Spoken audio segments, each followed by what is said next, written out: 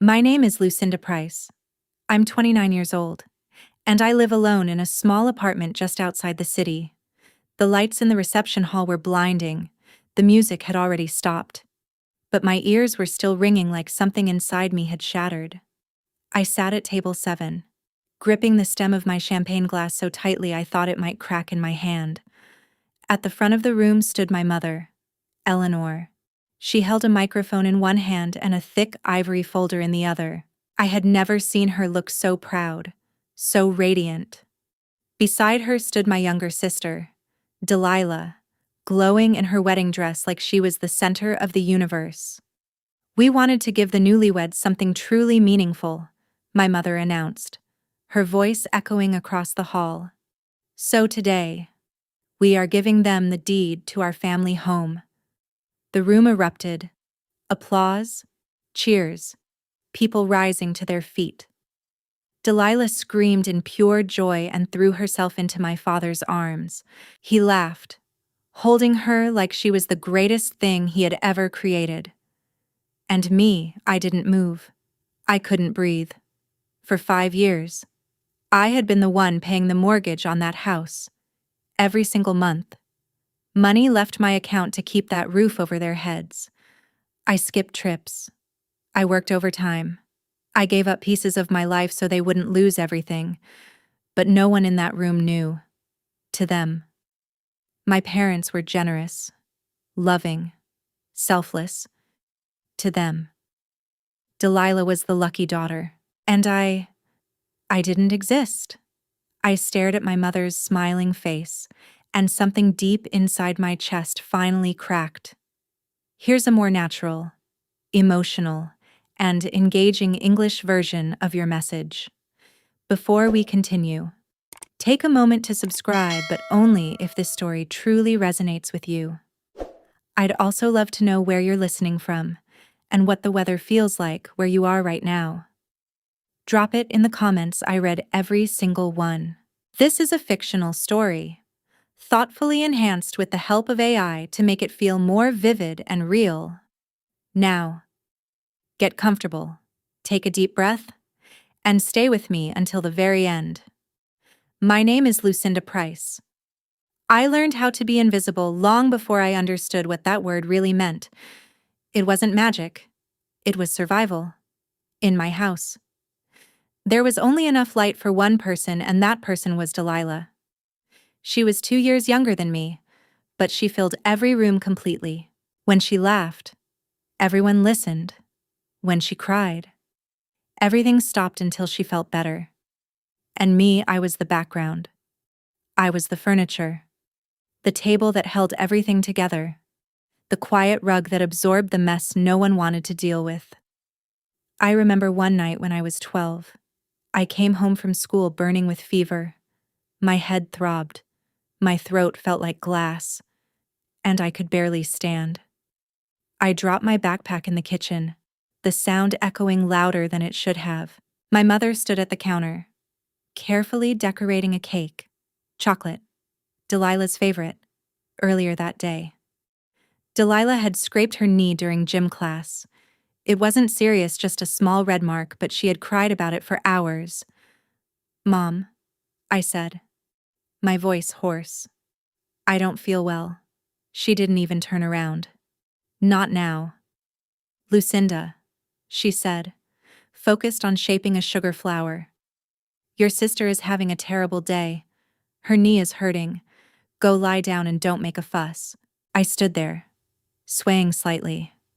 I wanted to scream that I was burning up. I wanted her hand on my forehead. I wanted something. But I already knew the rules. Delilah's pain was a crisis. Mine was an inconvenience. So I did what I always did. I took care of myself. I got water, found the thermometer, took medicine, put myself to bed. The next morning, I got up alone, made toast, and went to school. That afternoon, I came home with an A on my history project. My father barely looked up. "Good," he said. "That's what we expect from you. You're the smart one. That was the trap. They called me easy, said I was independent, low maintenance. They said it like it was a compliment, but it wasn't. It meant they didn't have to try with me. All their energy, their love, their money went to Delilah. If she failed a test, it was the teacher's fault. My parents would fight the school until her grade changed, if I got anything less than perfect. They asked why I didn't try harder, so I became the fixer. When I was 16, the washing machine broke and flooded the laundry room. My parents weren't home. I didn't call them. I already knew they wouldn't come. So I shut off the water, grabbed towels, opened the machine, and fixed the clog myself. By the time they got back, everything was clean, dry, working again. I fixed it. I told my dad. "Good job," he muttered, not even looking up. Then he turned to Delilah. "How was dance? Princess, did you get the lead?" I stood there, my hands smelling like dirty water, watching them celebrate her like I wasn't even in the room. That was the moment I understood something. My needs were invisible, because I had trained them to be. I thought if I was perfect, if I caused no problems, fixed everything, asked for nothing, they would finally love me the same way they loved her. I thought usefulness would earn me a place in this family. I was wrong. Being useful didn't make them love me more. It just made me easier to use. I grew up believing love was a transaction. I give, you give back. But I kept giving. And I was still waiting to see what I would get in return. In the story of my sister's life, I wasn't the main character. I wasn't even a side character. I was just the one holding everything together behind the scenes so she could shine. The moment I stopped being just the helper and became the one responsible for everything happened 5 years ago. It was a gray Sunday afternoon. The kind where the sky feels heavy and quiet. I had just been promoted at work. I was 24, working as a project manager at a logistics company. Finally earning good money. I was proud of myself. I had my own apartment with my boyfriend, Ethan, and we were saving for a trip to Italy. Then my phone rang. It was my mother, Eleanor. She was crying so hard I could barely understand her. "Lucinda, you need to come right now," she said. "It's a disaster." I didn't hesitate. My heart started racing as I drove over, convinced something terrible had happened when I walked into the kitchen. I froze. My parents were sitting at the table. My father, Richard, looked drained, his face pale. My mother was twisting a tissue in her hands. The table was covered with letters from the bank, stamped in red. "What's going on?" I asked. "Is everyone okay?" My father let out a shaky breath. "We're losing the house." The words didn't make sense at first. Then they explained. Bad investments, credit card debt, refinancing the house again and again until there was nothing left. They were 3 months behind on payments, and the bank was about to take everything. "We don't know what to do," my mother said, her voice breaking. "This is our home. We can't lose it." I looked down at the numbers. It was worse than I expected. They needed $3,000 immediately just to stop foreclosure, and then $2,000 every month after that. They didn't ask me. They just looked at me. Those same eyes that had overlooked me for years were now filled with desperation, locked onto mine like I was their only answer. I didn't even think. "I can help," I said. The words came out automatically. I had always been the one who fixed things. This was just another broken system, only bigger. "I'll cover the mortgage," I told them, "until you get back on your feet." My mother jumped up and wrapped her arms around me. "Oh, Lucinda, thank God. You're an angel. Just for a little while," she promised, "just until your father recovers." A little while turned into 5 years. The next day, I transferred the money. I watched my savings drop in a single click. The Italy trip was gone. That night, I tried to smile at Ethan. It's okay, I told him. It's family. They need me. It won't last forever. He didn't look convinced, but he nodded. As long as they appreciate it. Lucinda. They didn't. A month later, I went to visit them. I had been eating instant noodles for weeks to save money. I canceled my gym membership. I wore the same worn-out shoes because I couldn't afford new ones.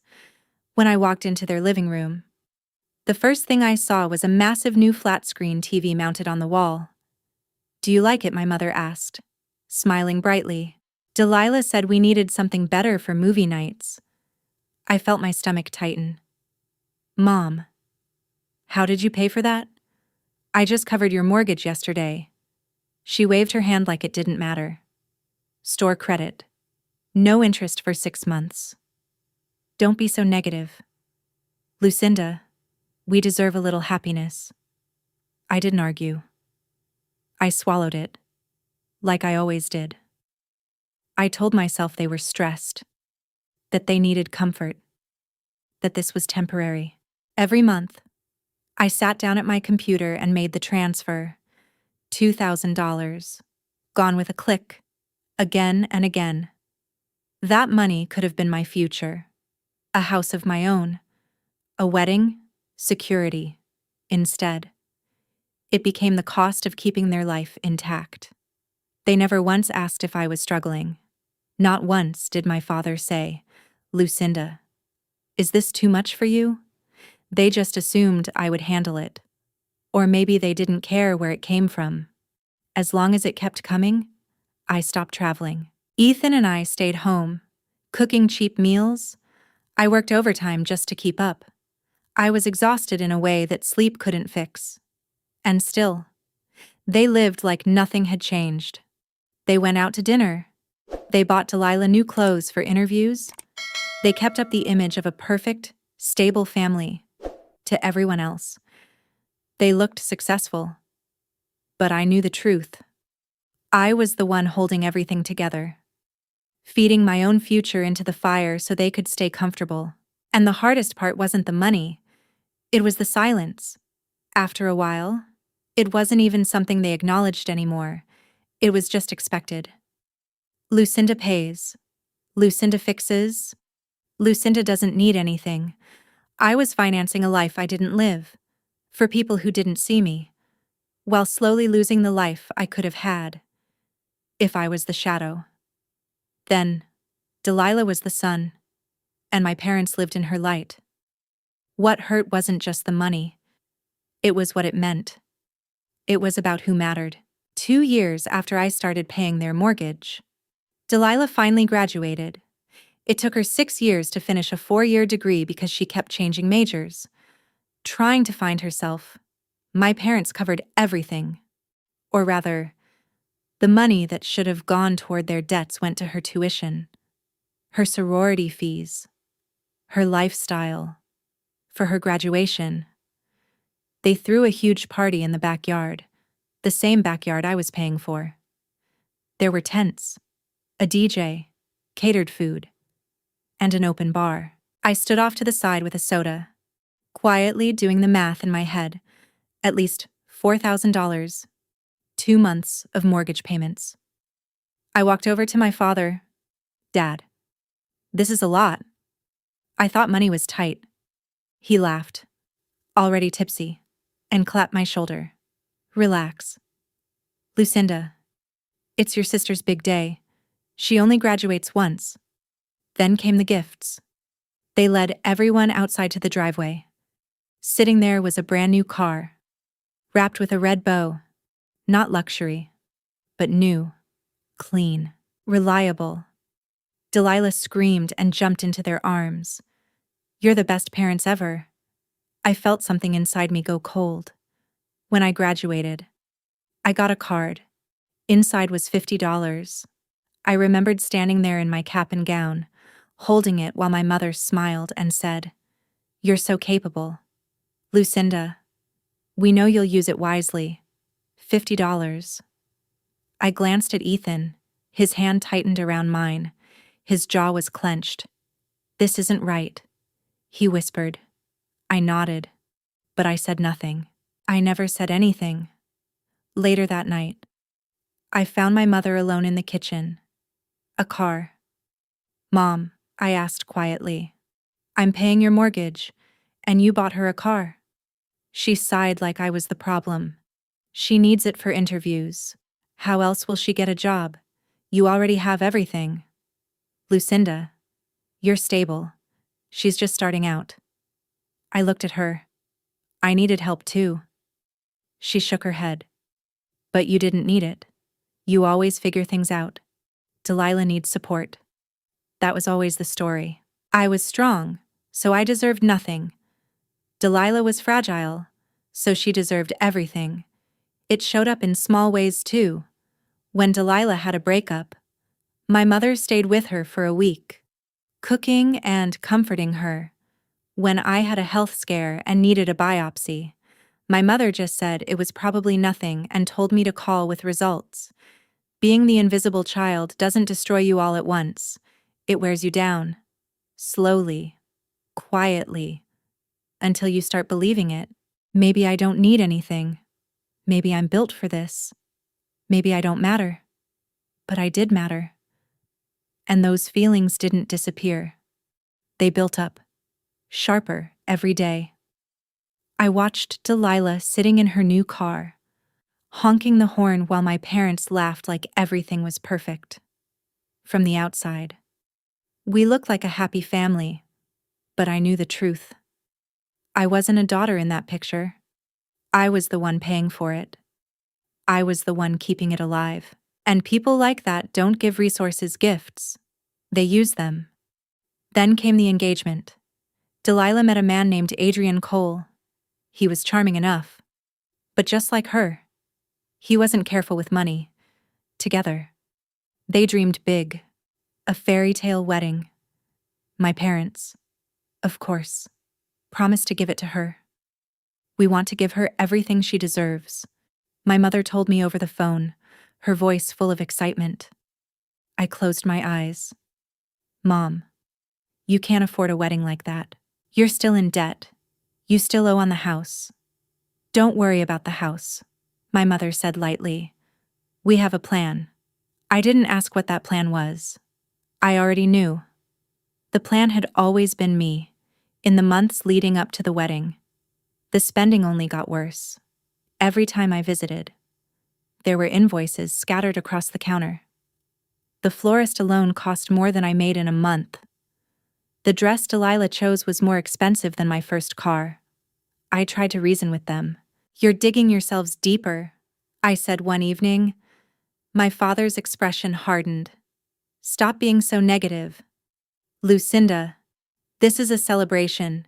Family supports each other." I swallowed my words again. The wedding day came faster than I expected. It was held at an exclusive country club just outside the city. Everything was perfect. Crystal centerpieces shimmered under soft lighting. Thousands of white roses filled the room with a heavy, sweet scent. A live orchestra played as guests arrived. It looked like something out of a movie. I stood beside Delilah as her maid of honor, wearing the pale yellow dress she had chosen. It washed me out. But that didn't matter. Nothing about that day was meant for me. I held her bouquet, adjusted her train, smiled when the photographer told me to. Then I watched my father walk her down the aisle. He looked overwhelmed with pride, his eyes shining with tears, like this moment was everything he had ever dreamed of. I sat in the front row next to Ethan during the ceremony, my hands folded tightly in my lap. "How are they paying for all this?" he whispered, glancing around at the luxuries surrounding us. I shook my head slowly. "I don't know." But a cold, heavy feeling had already settled in my chest. Something wasn't right. The ceremony ended, and the reception began. Champagne glasses clinked. Laughter filled the room. Speech after speech painted a picture of a perfect family, a perfect love story. Then my father stood up. The room quieted instantly. My mother stepped beside him, holding a familiar folder in her hands.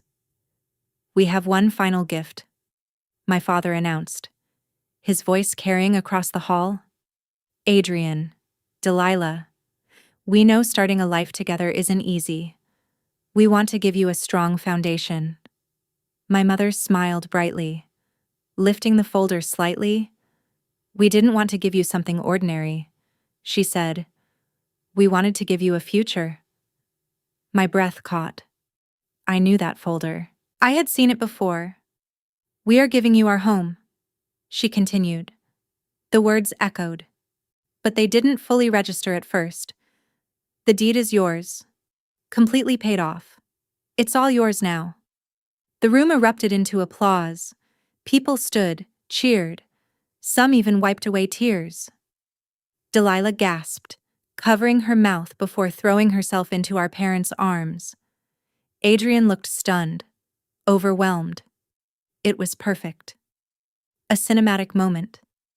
Generous parents. A lucky daughter. A beautiful beginning. And me, I sat there, completely still. They paid off the house. Those words kept repeating in my head. Paid it off. How my stomach dropped as the answer slowly, painfully formed. I already knew.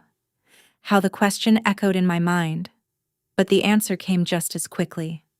Maybe they used my father's retirement savings. Maybe they sold something. Maybe they found money somewhere and never told me. But none of that was what truly hurt. It was the way she said it. "We're giving them our home. Our home. The home I had paid for. The home I had kept standing for 5 years. Every bill. Every payment. Every sacrifice I made was woven into those walls. I had kept the lights on. I had kept the doors from closing for good. And now they were handing it away like it was nothing. Like it had always belonged to them. Like I had never existed." Delilah clung to them, crying into the microphone. "You're the best parents in the world." My father held her close. "We love you, sweetheart." I turned slowly toward Ethan. His face had gone pale. His eyes were wide, filled with disbelief. He knew exactly what that house had cost me. "Lucinda," he whispered. "Did you know about this?" I shook my head. "No." The word barely came out. My voice felt empty, like it didn't belong to me anymore. I looked back at the stage. For a brief second, my mother met my eyes. She didn't look ashamed. She looked happy. She even gave me a small, excited smile, like she was sharing a beautiful moment with me, like she expected me to feel proud. In that moment, I realized something terrifying. She didn't understand. She didn't understand that she hadn't just given away a house. She had given away my life. 5 years of work. 5 years of exhaustion. 5 years of putting myself last. All of it wrapped neatly into a gift for her favorite child. Something inside me snapped. It wasn't loud. It was quiet. Final. Like a rope breaking under too much weight. All those years of being the good daughter, fixing everything, giving everything, hoping that if I just did enough, they would finally see me. They never did. They never would. To them, I wasn't a daughter. I was a resource. Delilah was the daughter. I stood up. Ethan reached for my hand immediately. "Where are you going? I need air," I said. I walked away without looking back. Past the laughter. Past the music. Past the glasses clinking and the voices celebrating something that was never mine. I stepped outside into the cool night. The air hit my face. Sharp and real. I didn't cry. I was beyond that. I stood in the parking lot, staring up at the sky while the muffled sound of the reception pulsed behind me. Then I reached into my purse and pulled out my phone. I opened my banking app. The scheduled transfer was there. $2,000, set to send in a few days. I stared at it for a moment. Then I pressed cancel. And after that, delete. It was just a tap on a screen. But in the silence of that night, it felt loud, final, like something ending for good. I lowered my phone slowly. I was done. 3 weeks later, on a quiet Tuesday afternoon, a message from my mother appeared on my screen. Bright, casual, as if nothing had happened. Family dinner at Delilah's new house. Sunday at 6 p.m. Dad is making his famous roast. Don't be late. I stared at the message for a long time, sitting at my desk under the harsh office lights. That familiar weight settled in my stomach again. For years, I had carried it. Obligation. The quiet pressure that said if I refused, I would be the problem, the ungrateful daughter. That night, I showed the message to Ethan while we stood in our kitchen cooking a simple meal. "Do you want to go?" he asked, watching me carefully. I shook my head. I don't. But if I don't show up, they'll twist it. They'll say I'm jealous, bitter, that I can't handle Delilah having the house. He set the knife down. They already twisted everything.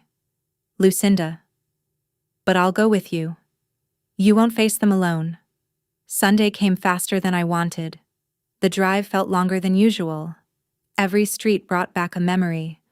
Every turn reminded me of another payment, another transfer, another piece of my life I had handed over. When we pulled into the driveway, I noticed Delilah's car parked where my father's used to be. My parents' car was on the street now. That alone said everything. We walked up to the door, but it opened before we could knock. "You made it," my mother said brightly, wearing an apron like she belonged there. I stepped inside, and the smell hit me instantly. Roast meat, rosemary, something warm and familiar. It was the scent of my childhood, but the house didn't feel the same. "Be careful," my mother said, guiding us in. "I'm rearranging things. Delilah needs better energy flow in here." I glanced into the living room. Furniture had been moved around awkwardly. The old sofa I had helped pay to restore was pushed against a different wall. The coffee table sat at an odd angle. Delilah was on the floor, flipping through a magazine, not lifting a finger.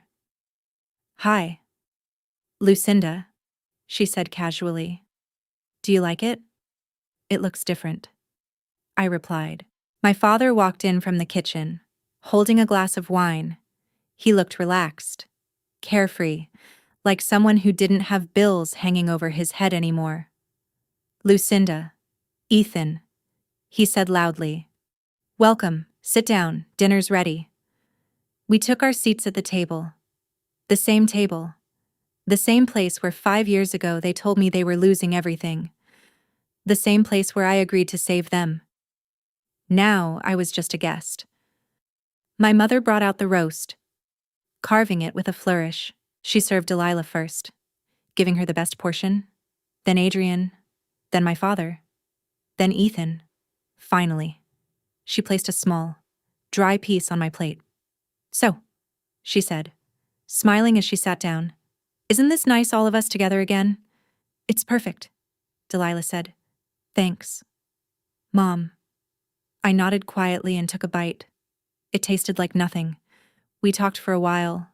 Small things. Weather. Neighbors. Adrian's job. Then my father cleared his throat. He set his fork down and glanced at my mother. That look passed between them. The same look I had seen my whole life. A decision already made. "We have some news," he said. My stomach tightened. My mother smiled, but it didn't reach her eyes. "Since we gave this beautiful house to Delilah and Adrian," she began lightly, "your father and I are technically homeless." She laughed, like it was a joke. "We can't stay here forever," she continued. "They're newlyweds. They need their space. They shouldn't have to live with us." I set my fork down slowly. So, you're looking for an apartment, I asked. Delilah let out a small laugh. An apartment? Mom would hate that. She needs a garden. My father nodded in agreement. Exactly. We are not apartment people, my father said firmly. You know that. Lucinda, we need space. Ethan's hand tightened around mine under the table. So what's the plan? He asked. My mother turned to me, her eyes bright, almost excited. We've decided the best solution is to move into your lake house.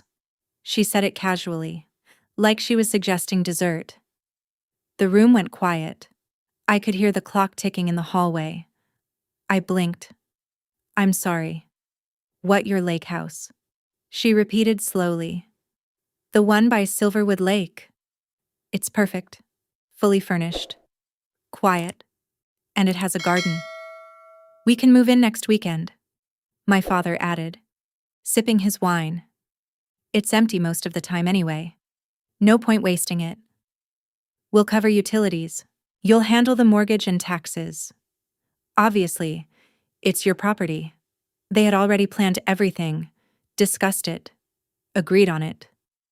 All that was left was for me to accept. I looked at them. Really looked this time. They truly believed everything I had belonged to them. Because I was the capable one. Because I always said yes. They had taken my money for 5 years. They had taken the house I saved. And now they wanted the only thing I had left. That cabin wasn't just property. It was mine. I bought it broken. Spent weekends repairing it piece by piece. I chose every detail. It was the only place that felt like it belonged to me. We already started packing some things. My mother said cheerfully, I'll need the alarm code, and maybe a new key set, just in case. She held out her hand, like I would simply hand it over. Something inside me shifted. It wasn't sadness. It wasn't hurt. It was anger. Sharp, clear, unavoidable. I looked down at my plate, then at Delilah, who was scrolling on her phone, completely uninterested. I took a slow breath. No, I said. The word landed heavily in the silence. My mother blinked. What did you say? No, I repeated, meeting her eyes. You are not moving into my lake house. My father gave a short laugh. Come on. Lucinda. Stop joking. We need somewhere to live. I'm not joking. My voice didn't shake. You gave away your home. That was your decision. You didn't ask me. You didn't think about what came next. We did it for your sister. My mother snapped. To give her a start. And what about mine? I kept my tone calm. I paid your mortgage for 5 years. That was my start. You took it. You never even said thank you. And then you gave the house away. That's in the past. My father barked, slamming his hand on the table. Why are you so obsessed with money? It's ugly. I held his gaze. I bring it up because you're asking me to give you another house. You want to live there for free while I keep paying for it. Just like before. We are your parents, my mother cried, her voice rising as tears filled her eyes. How can you be this selfish? We have nowhere to go. You do, I said. You just don't want to pay for it yourselves. You want me to do it. She turned to Delilah. Say something. Tell her she's being unreasonable. Delilah looked up, annoyed. Lucinda, just let them stay there. You barely use it. Don't be so dramatic. I stared at her. If you're so concerned, why don't they stay here? I asked quietly. This is a 4-bedroom house. I paid for it too. Remember? She immediately pulled back. No, we just got married. We need privacy. I nodded slowly. So do I. I pushed my chair back and stood up. My legs trembled. But I didn't sit back down. The answer is no, I said. Steady and clear. You are not moving into my lake house. Don't go there. Don't even try. You are not welcome. My father pushed his chair back so hard it scraped across the floor. His face turned red as he pointed at me. If you walk out that door, don't come back. You're turning your back on your family. I met his eyes without flinching. No, Dad. I'm turning my back on being used. I turned to Ethan. Let's go. He stood up immediately, dropping his napkin onto the table. Great dinner, he said dryly. Shame about everything else. My mother's voice followed us as we walked away. You ungrateful child. I hope you end up alone in that cabin. If you believe my parents were right to give away the house I had been paying for, and even felt entitled to demand my lake house afterward, then comment give them the house. But if you think what they did was deeply unfair and hurtful, feel free to write greedy parents. I'd really love to hear your perspective. Because stories like this can be seen in so many different ways. Sometimes, your voice helps bring clarity to everything I went through. I opened the front door and stepped out into the night. The cold air hit my face, sharp and real. It felt like escaping something burning. I was shaking, terrified, but for the first time in years, I felt alive. My hands trembled so badly I couldn't get the key into the ignition. I sat there staring at the steering wheel, my breath uneven. I can't believe I said that. I whispered. I can't believe I actually said no. Ethan reached over gently and took the keys from me. Move over. I've got it. I slid into the passenger seat as he started the car. As we pulled away, I glanced back at the house. The windows glowed warmly in the dark, like nothing inside could ever be broken. From the outside, it looked perfect. No one would ever guess what had just happened. No one would ever guess the daughter who paid for everything had just been pushed out. I didn't cry until we reached the highway. Then it came all at once. I cried for the little girl who tried so hard to be perfect, for the teenager who fixed everything without asking for help, for the woman who sent money every month, believing it would earn her a place in her own family. It never did. Ethan held my hand while he drove. It's okay, he said softly. Let it out. You've been carrying this for too long. By the time we got home, the tears were gone. What replaced them was something colder, clearer.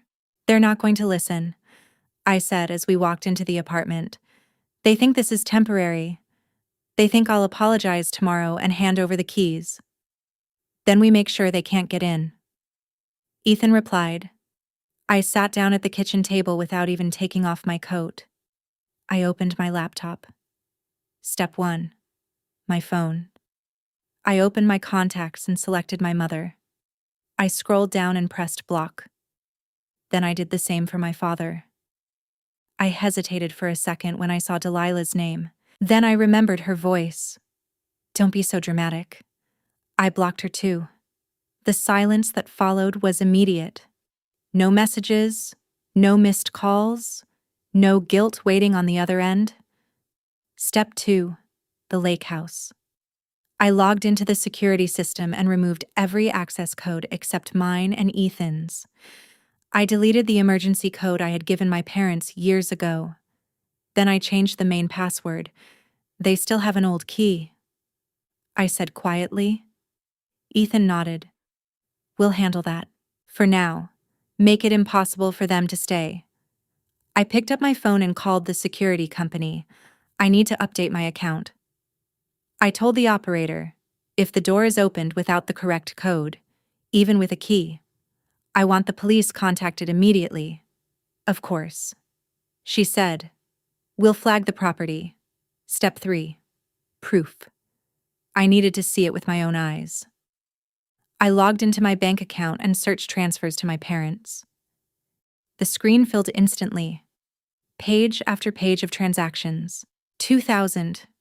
2,000. 2,000. Month after month. I hit print.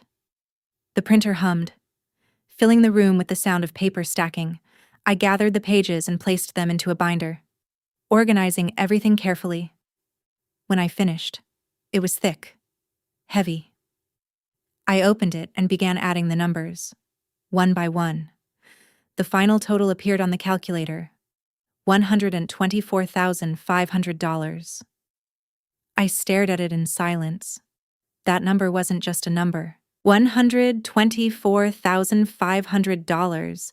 That was a house of my own, a master's degree, a wedding, a future I never got to build. I had given them everything, and somehow, I was still the selfish one. "Look at this," I whispered, turning the calculator toward Ethan. He stared at it, his expression changing instantly. "Lucinda, that's the price of my stupidity," I said quietly.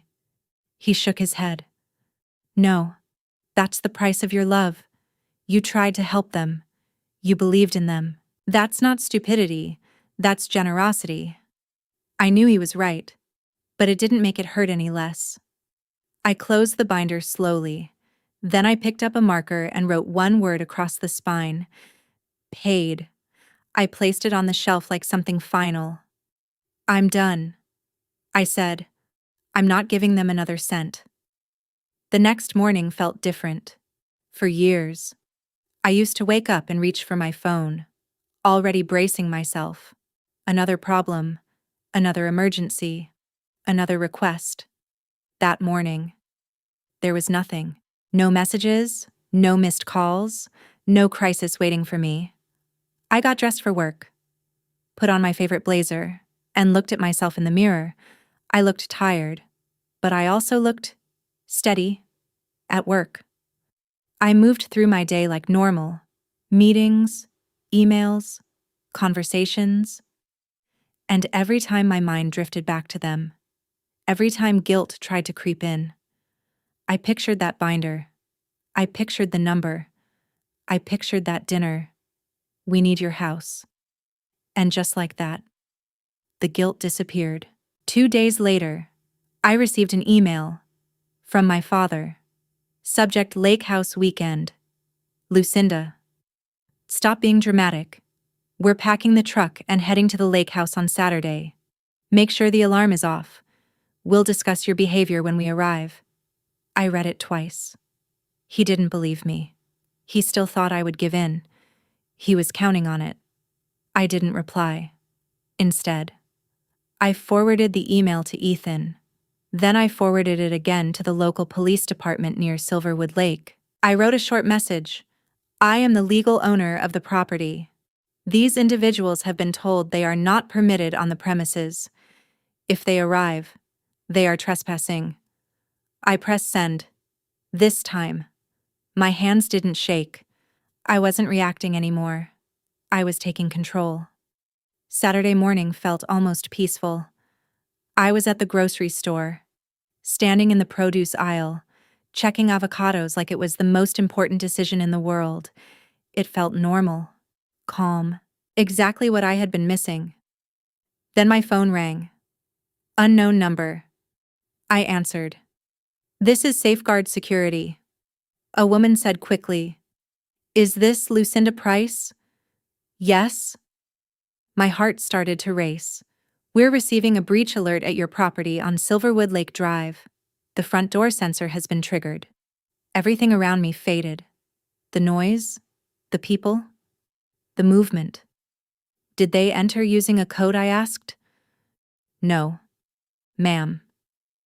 It appears the door was opened with a physical key. The alarm was not disarmed. The system is active. They did it." My father had actually done it. He ignored everything.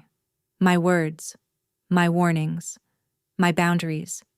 He drove hours just to force his way in, because in his mind, he had the right. "Call the police," I said immediately. "They're already on the way." The operator replied, "They'll be there shortly." "I'm heading there too." I said, "I'm the owner. I want them removed." I hung up. I left my cart right there in the aisle. I didn't care. I walked straight out to my car and called Ethan. "They broke in.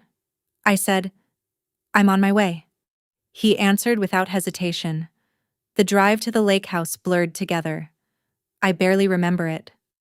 My hands gripped the steering wheel so tightly they hurt. My thoughts were sharp, focused. I wasn't sad anymore. I was done. They had taken my money. They had taken my past. Now they were trying to take the only place that still felt like mine. When I turned onto the gravel road leading to the cabin, my chest tightened. And then I saw it. Flashing lights. Blue lights cut through the trees like something unreal. 2 police cars were parked in my driveway, their sirens silent but lights spinning, casting sharp flashes across the cabin and the surrounding woods.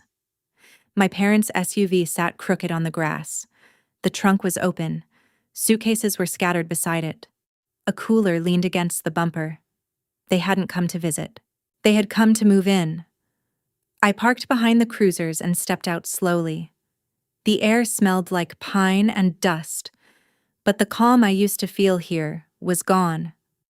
My mother stood on the porch, shouting at one of the officers. She wore her usual weekend outfit, as if this were just another casual trip. "This is ridiculous," she was saying. "This is my daughter's house. We're family. You can't treat us like criminals." My father sat on the steps, his head in his hands. He looked smaller than I had ever seen him. One of the officers turned as I approached. "Ma'am, please stay back." I lifted my voice. "I'm the owner, Lucinda Price." He studied me for a moment, then nodded and walked closer. "They're claiming they have permission to be here," he said. I looked past him, the moment my mother saw me. Her expression changed instantly. The anger vanished, replaced with relief. "Lucinda," she called out, rushing toward me. "Tell them this is a mistake. Tell them we live here." She reached for me, trying to pull me into an embrace. I stepped back. "Don't touch me." She froze, like she hadn't expected resistance. I turned to the officer. "They are my parents," I said clearly. "But they do not live here. They do not have permission to be here. I told them in writing not to come." "That's not true," my father shouted, standing up. His face was flushed with anger. "She's lying. She's just being difficult. We have a key." He held it up like proof. "An old brass key?" I didn't even flinch. "That key is no longer valid. The property uses a digital system now. That was an emergency spare from years ago. This is not an emergency." The officer's expression hardened slightly. "Sir, put the key down." My father hesitated, then lowered his hand. "I paid for her education," he said defensively. "I raised her. That doesn't give you ownership of her property." The officer replied calmly. He turned back to me. "Since there's no forced entry besides the use of a key, this would normally be treated as a civil issue. But you're here, and you're stating they're trespassing. We can remove them." He paused. "Do you want to press charges?" Everything went still. Even the wind seemed to stop. My mother looked at me, her eyes wide with fear. "Lucinda, please." For a moment, I just stood there. I saw everything clearly. The years of being overlooked, the money I gave, the sacrifices that were never acknowledged, the way they dismissed my boundaries like they didn't matter. I had the power to destroy them in that moment, to press charges, to let them face real consequences. But I didn't want revenge. I just wanted it to end. "No," I said. My mother let out a shaky breath, almost collapsing with relief. "But I'm not finished," I added, my voice steady. "I want them formally trespassed. I want it on record that they are not allowed on this property. If they come back, I want them arrested immediately." The officer nodded. "Understood." He walked over to my parents, pulling out his notepad. "The owner has declined to press charges today," he said. However, you are being issued a trespass warning. You need to leave immediately. If you return, you will be arrested." My mother's face crumpled. "We have nowhere to go," she cried. "We gave everything up. We can't just leave. That's not something we can help you with." "Ma'am," the officer replied, "you have 10 minutes. I stood by my car, arms crossed, watching. My father, who used to act so confident, struggled with a suitcase zipper that wouldn't close.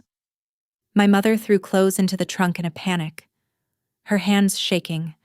They kept glancing at me, waiting, hoping. They wanted me to step in, to fix it, to say it was all a misunderstanding, to save them one more time. I didn't move. I didn't speak. I just watched them realize that this time, there was no one coming to rescue them. Ethan arrived just as they were slamming the trunk shut. He pulled in beside me and stepped out. Moving quietly to stand at my side, he didn't say anything. He didn't need to. His presence was enough. Solid, steady, unshaken. My father walked past us toward the driver's side of his car. For a second, I thought he would just leave without a word. But he stopped. He turned and looked straight at me, his face tight with anger and something else beneath it. Something wounded. "You're cold," he said, his voice low but sharp. "A cold, heartless girl. I don't even recognize you anymore." I didn't look away. "I'm exactly who you raised," I replied. "You taught me that money matters more than people. You taught me that feelings don't count. I just learned the lesson." He flinched. It was small, but I saw it. Then he turned quickly, got into the car, and slammed the door. My mother looked at me through the passenger window. She looked different, smaller, older. The confidence she always carried was gone, replaced by something fragile and uncertain. For a brief moment, I almost felt something soften inside me. Almost. Then the engine started. They backed out slowly, gravel crunching under the tires. One of the police cars followed them down the road, making sure they left the area. I stood there until the red glow of their taillights disappeared into the trees. Then the silence came back. Thick, deep, final. I walked up the steps to the porch, my footsteps echoing softly. The old brass key sat on the railing where the officer had made my father leave it. I picked it up. It felt heavier than it should have, like it carried everything that had happened. I walked to the edge of the woods and threw it as far as I could. It vanished into the trees with a dull, distant sound. Gone. "Are you okay?" Ethan asked quietly as he came up behind me. I took a long breath, filling my lungs with the cool forest air. "I think so," I said. "That was the hardest thing I've ever done." He nodded. "It's over now. For the first time." I believed that might actually be true. We went inside together. I reset the alarm system, checked every lock, every camera. Each small action felt like reclaiming something piece by piece. This place no longer felt like something I was protecting for them. It was mine. Fully. Completely. A boundary finally drawn. The days that followed were quiet on the surface, but the ripple effect spread quickly. I didn't hear from them directly.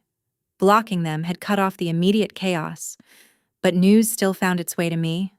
It always does. A week later, I met my cousin Mia for coffee. She shifted uncomfortably in her seat before speaking. "They went to Delilah's house," she said. "Of course they did," I replied, stirring my drink. "How did that go?" Mia let out a small, awkward laugh. "Not well. Apparently, my mother showed up crying, expecting to stay. But Adrian had already turned the guest room into an office. He refused to move anything." I couldn't help it. A small, bitter laugh escaped me. So the golden child didn't make room. Mia shook her head. Delilah said they could stay on the couch. 2 nights. That's it. And she made them pay for takeout the first night. I leaned back in my chair. It wasn't surprising. It was inevitable. Delilah had always been given everything. She had never been taught to give anything back. They left after 2 days. Mia continued. It was too tense, too uncomfortable. Without my money. Without a house to fall back on. Reality finally caught up with them. They had to find a place on their own. And it wasn't pretty. Bad credit. Limited income. Few options. They ended up in a small apartment complex on the south side of town. Not terrible, but nothing like the life they had pretended to live. 1 bedroom, thin walls, worn carpet. A place where no one was impressed. I learned the rest a few weeks later. My phone rang while I was at home. An unknown number. I almost didn't answer. But something made me pick it up. Lucinda. My mother's voice came through. Soft and shaky. It sounded unfamiliar, stripped of its usual sharpness. What do you want? I asked. There was a pause. It's awful here, she whispered. The pipes drip all night. The neighbors are loud, it smells. I can't stand it. I said nothing. Please. She continued, her voice breaking. We made a mistake. We know we did. Can you help us? Just a little, maybe with a deposit for a better place? Or let us stay at the lake house for a while. Just the winter. We won't bother you. 5 years ago. That call would have broken me. I would have sent the money without hesitation. I would have gone to fix everything. But I wasn't that person anymore. I thought about the binder. $124,500. I thought about the wedding. We're giving them our home. I thought about the flashing police lights in my driveway. I can't help you, I said. My voice was calm, flat. You mean you won't? She snapped. A flicker of her old tone returning. I mean I won't. I repeated. You made your choices. You gave away your home. Now you're living with that decision. You can ask Delilah for help. She doesn't have money. My mother shot back. She's just starting her life. I let out a quiet breath. So am I said. But I spent my start taking care of you. I'm done. She broke into quiet sobs. You're cruel. I gave birth to you. I stared at the wall in front of me, and I kept a roof over your head for 5 years. I said, I think we're even. There was silence on the line. Then I ended the call.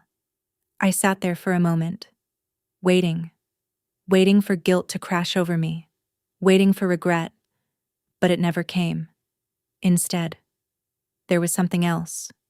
Relief. Lightness. Like setting down a weight I had carried for far too long, and for the first time in my life, I realized something simple. I didn't owe them anything anymore. The lake house didn't feel the same anymore. Every time I thought about it, I saw flashing police lights and heard my father shouting. The place that once felt safe now carried tension and memory. It wasn't somewhere I could relax anymore. So that same afternoon, I made a decision. I called a real estate agent. I want to sell the cabin on Silverwood Lake Drive, I said. There was hesitation on the other end. It's a beautiful property. Are you sure? I didn't pause. I'm sure. I want a clean break. We listed it the next day. Because of the work I had put into it, the response was immediate. Multiple offers came in, pushing the price higher and higher. Within 4 days, it sold. For $80,000 more than I paid. When I signed the final papers and held the check, I felt something shift inside me. For a brief second, an old thought crept in. You should help them. They're struggling. This could fix everything. I shut it down instantly. That voice wasn't kindness. It was habit. It was the part of me that had been trained to give until there was nothing left. I refused to listen to it. I went straight to the bank and opened a new account. I named it Lucinda's Freedom Fund. I didn't tell my parents. They found out anyway. A few days later, my father sent an email. "We heard you sold the cabin. You made a profit. Your mother is under stress. If you have any decency, you will share that money with the family." I read it once. Then I deleted it, and I emptied the trash. It was simple, but it felt final. For the first time. I wasn't explaining myself or defending my choices. I was just done. The family dynamic began to collapse without me holding it together. Delilah kept her distance from them now that they needed help. My parents resented her for it, and they were furious with me for setting boundaries. But I wasn't involved anymore. I watched it all from a distance, like a storm behind glass. I could see the chaos, but it wasn't touching me. One evening at dinner, I looked at Ethan and smiled. "I booked something," I said. He raised an eyebrow. "What a trip. Where, Italy?" He blinked. "Seriously, 2 weeks. Florence, Tuscany, Rome. First class." He laughed. "Surprised. That's a big trip." I shrugged. "I can afford it. I'm not paying someone else's life anymore." He smiled. "Then let's go." But it wasn't just a vacation. It was freedom. For the first time. My time and money were mine. I wasn't responsible for anyone else. I wasn't fixing anything. I was living. The situation with my parents was sad, but it was the result of their choices. And I wasn't going to carry that anymore. I had spent years trying to keep everything from falling apart. Now it was time to let it go. The first morning in Florence. I woke up early. The room felt unfamiliar, but calm. Light filtered in through the shutters, soft and warm. I lay there for a moment, waiting for the usual feeling, the anxiety, the checklist, the need to fix something. But it didn't come. There was only silence, peace. I turned and saw Ethan still asleep, relaxed and undisturbed. I got up and walked to the window, opening it slowly. The city stretched out beneath me. Red rooftops, narrow streets, the distant dome of the cathedral glowing under the rising sun. It was beautiful. I stood there breathing in the cool air, letting it fill my chest completely. There was no tightness, no pressure, just space. I made coffee in the small kitchen, going through the simple motions slowly. Then I sat by the window and let myself think. It used to be dangerous to think about them. It always brought guilt. But now, it felt different. I imagined my mother in that small apartment, complaining about the noise, about the neighbors, about everything. I knew the stories she was telling, that I had abandoned them, that I was selfish. A year ago, that thought would have destroyed me. I would have wanted to explain myself, to fix how she saw me. But now, I understood something I hadn't before. I couldn't control their version of the story. They could believe whatever they wanted. That didn't change the truth. My reality was this moment, the quiet, the peace, the life I had built. I took a sip of coffee and thought about that word they always used. Selfish. They used it whenever I chose myself, whenever I said no. But now, I saw it clearly. Keeping what I earned wasn't selfish. Wanting respect wasn't selfish. Protecting my life wasn't selfish. It was necessary. I had spent years giving everything I had, and when I stopped, they didn't ask if I was okay. They only complained about what they lost. That told me everything. They didn't miss me. They missed what I provided. If I sent money again, they would welcome me back instantly. But that wouldn't be love. That would be a transaction. And I was done being one. I wasn't a bank. I was a person. And if they couldn't see that, then they didn't deserve access to my life. Ethan walked into the room, still half asleep, wrapping his arms around me. "You're up early," he said softly. I smiled. I wanted to see the sunrise. He looked outside and nodded. "It's beautiful." "It is," I said. He studied me for a moment. "Are you thinking about them?" I paused. Then I shook my head. "No." And I realized it was true. This is what home feels like. He smiled. "Good. Because we've got a full day ahead." I laughed lightly. "That sounds perfect." My phone sat on the table, still silent. I picked it up for a second and looked at the blocked list. My parents. Delilah. There was a brief urge to check, to see if anything had changed. But I already knew. People like that don't change because you hope they will. They change only when they have to. And even then, not always. I put the phone down. I didn't unblock anyone, because this wasn't punishment. It was protection. I finished my coffee, stood up, and stretched. For the first time in my life, I felt steady. I wasn't invisible. I wasn't responsible for everything. I wasn't the fixer. I was just Lucinda.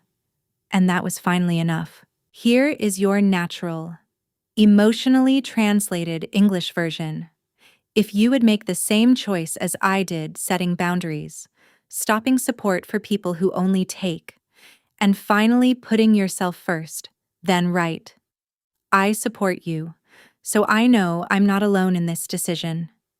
If you would choose differently, maybe continue paying for them, or even give them your house. Feel free to write. Continue helping and share your perspective. I truly want to understand how you see it. And if you would take a completely different path, tell me. Your opinion matters more than you think. This is my story, my turning point. The moment I chose myself after years of giving everything away. So what about your story? I'm still here. And I'm listening. There was a time when I believed love meant sacrifice, that if I gave enough, endured enough, I would finally be seen. But this journey taught me something deeper. Love should never cost you your dignity, your peace, or your future. I learned that setting boundaries is not selfish. It's necessary. It's how we protect the parts of ourselves that deserve to be valued. Sometimes, the hardest decisions are the ones that save us, even if they break our hearts first. And sometimes, walking away is the only way to finally walk toward yourself. If this story resonated with you, if you've ever had to choose yourself in a world that told you not to, then you already carry something powerful inside you. Feel free to share your thoughts, your story, because your voice might be exactly what someone else needs to hear. And if you believe in stories that bring value and healing, consider subscribing, liking, and sharing. You're not just watching. You're helping build a space where people feel seen. Welcome to Family Confessions. Our stories go beyond entertainment, helping viewers recognize toxic behaviors, understand boundaries, and reflect on their relationships, while reinforcing self-worth and the strength to heal and move forward. Each video follows a structured workflow ensuring quality and value for our audience. Thank you for being here.